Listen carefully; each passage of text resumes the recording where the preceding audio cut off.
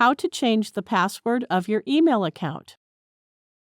Log into your cPanel account and you will be on this page. Click the Email Accounts.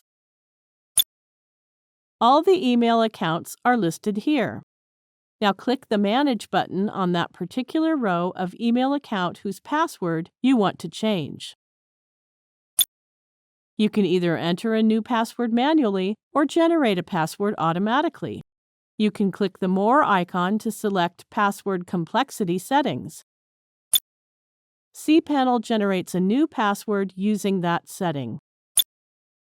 To generate the password automatically, click the Generate button. Then copy and save the generated password. Scroll down to the bottom of the page and click the Update Email Settings button. That's it. We have successfully changed the password of the email account. Thank you for watching.